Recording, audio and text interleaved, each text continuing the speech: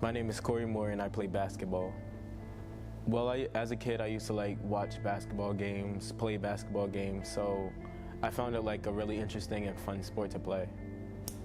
So I was playing for my school team and it was in a scrimmage, and when I went up for a layup, I got fouled, so I landed and I tried to brace my fall by landing on my hands, and then I broke my wrist.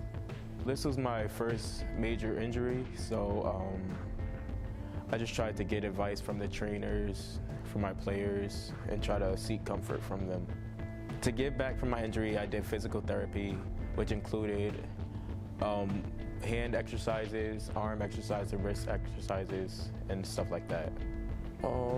Outside of sports, I had a cast on my left hand, so with a cast, you're limited to a lot of stuff that you normally do with two hands, so it was really difficult for a couple of days until I got used to it. After I have healed, I don't feel any long-term effects from the injury. I feel that after the first month or so after the injury, I've been back in shape 100%.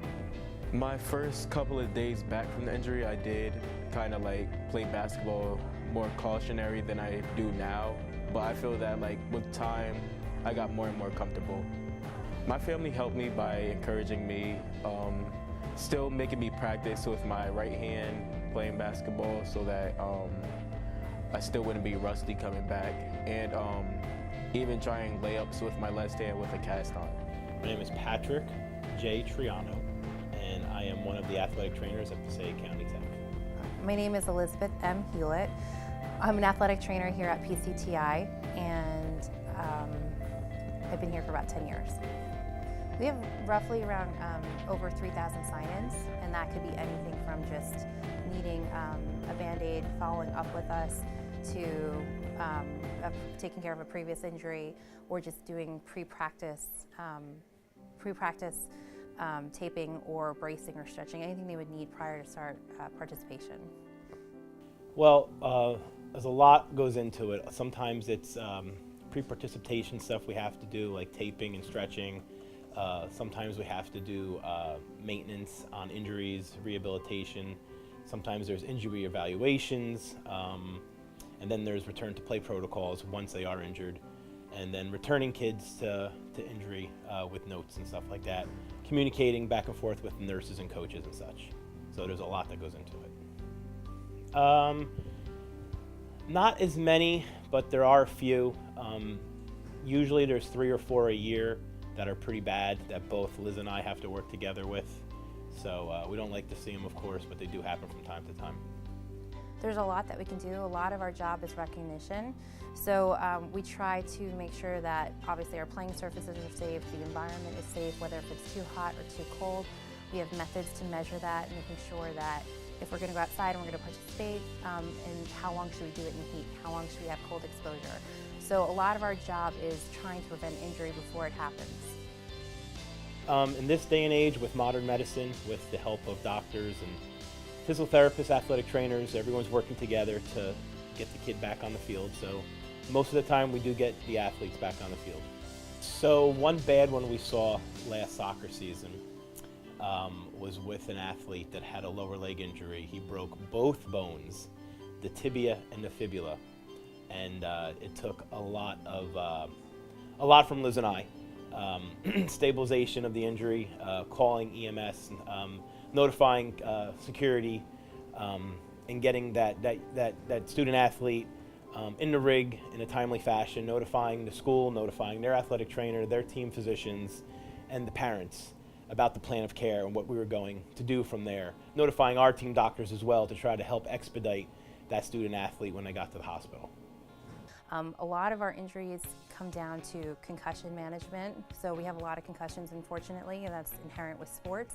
So we'll see about 25 concussions a year, and we manage those. So those are, even though people say, oh, concussion, it's a bell ringer. It's not really a bell ringer. It's something that we take seriously. It's a traumatic brain injury, and we are able to recognize that and help the athlete progress through the recovery of that.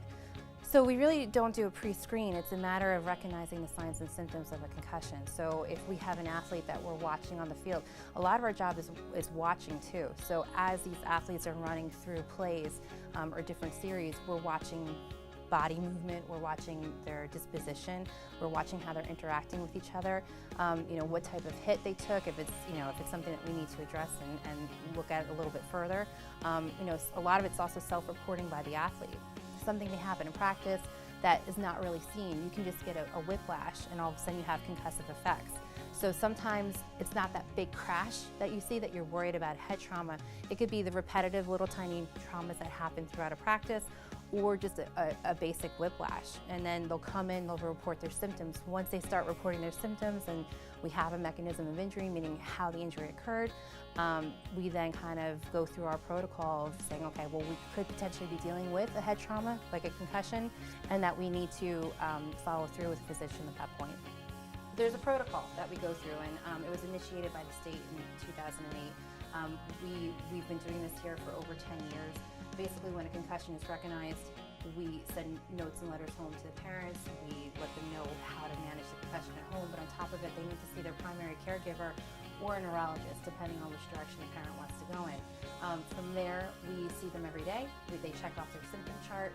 We make sure that their symptoms are maintaining, a good. They're getting better. If they're maintaining, we watch them for a little bit. If it's anything that we need to intercede and get a physician involved, we do that. Once they become asymptomatic, meaning signs and symptoms have alleviated, then we can start the return to play protocol. And the return to play protocol involves the impact test, which is a neurocognitive test. It's read by a physician. Once they get the all clear on that test, then we can start the 5-day RTP, which is basically graduated return to exercises and return to play. Sometimes you have your athlete that you're suspicious of an ACL tear. And then once that gets confirmed by the physician through MRI and their testing as well, a lot of times that can affect the athlete emotionally. This is about an 8-month plus recovery. So it affects them. Sometimes it affects 2 seasons. Sometimes they lose their summer and their fall.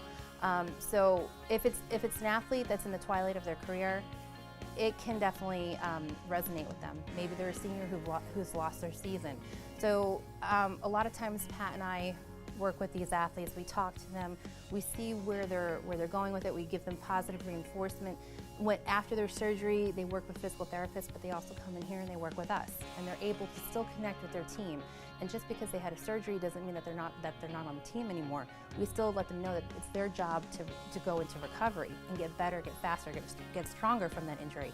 So, which is great because they can come in here, they can see their buddies, we can work with them, we can tell them how great they're doing. A lot of times these kids, they excel in their recoveries because they're young, they're strong, they're healthy.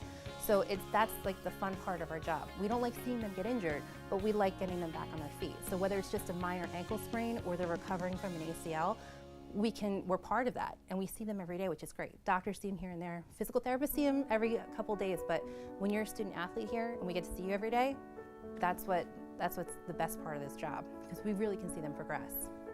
You have to keep a positive mental attitude. So as soon as you start going into a dark place, that's when everything starts shutting down.